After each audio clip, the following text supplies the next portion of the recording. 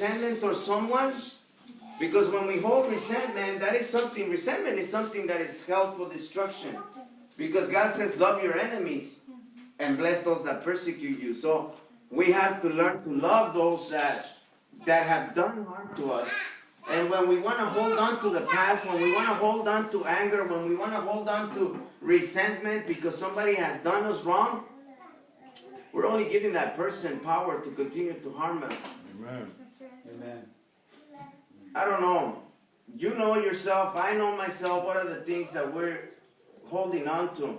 But we're making decisions every day, and the decisions we make today can affect us for eternity. Can affect our children, our wives, our parents, our brothers or sisters, and even other people that still need to hear the gospel through our lives. Amen. What decisions are we making? How do we spend our time? Because we can make decisions that affect for good, or we can make decisions that affect for bad. For example, if we brush our teeth, that's a good decision, right? To brush our teeth daily, 3 times a day. So we're gonna have clean teeth, no cavities. But if we don't brush our teeth, if we make the decision to slack off and not brushing our teeth, what is gonna be the consequence? Bacteria. No teeth. Toothless, huh? Don't call your brother or sister toothless, huh? Bad breath. Yeah. Eventually, right? Breathless. Yeah. So we can make decisions that can affect us the rest of our lives. For example, right now, you see me twitching like this, right? I'm in pain constantly. Why? Because one day I made a decision to go into a place I shouldn't have gone.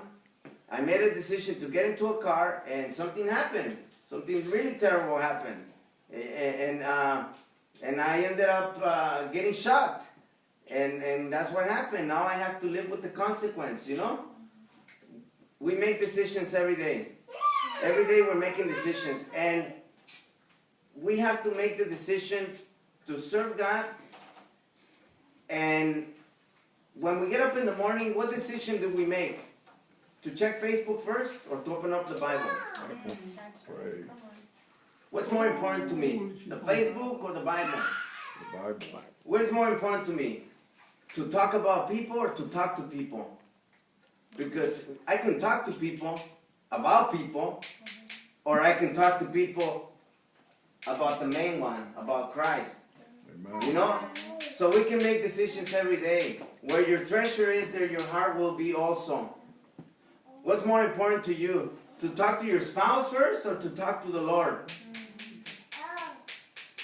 An idol is anything that takes the place of God in your life and in your heart. Amen. It can be a relationship. Yes, it can even be your own children. Because we love our children, right? Amen. But the Bible says if you love your father, your mother, your son, your daughter more than me, you're not worthy of me. That's what the Bible says. Amen. So we gotta come to a point where we can fall in love with God more than anyone, even our own selves. And like the pastor said this Sunday, that we are our own worst enemy. The enemies of the faith. An idol is anything that takes the place of God in our lives, in our actions, in our decisions. Achan took an idol among his possessions. He had an idol among his possessions that was destined for destruction. And he decided to keep that idol within his possessions. An idol can also be a vehicle, a relationship, a house, a job. And God is not against money. God is not against relationships. It is the issue of the heart. It is the issue of the heart. It's where our heart is. That's why I mentioned to you. At first, when I was told to minister, I wanted to search my heart. I wanted to check my heart because I want my motives to be sincere before God. I don't want to be the main one in the picture because I am not the main one in the picture. You know, and I'm realizing this after a long time because it's human nature. Human nature, we want to be the main ones in the picture. We believe since we're children, since we're born, that the world evolves around us, and it's not like that.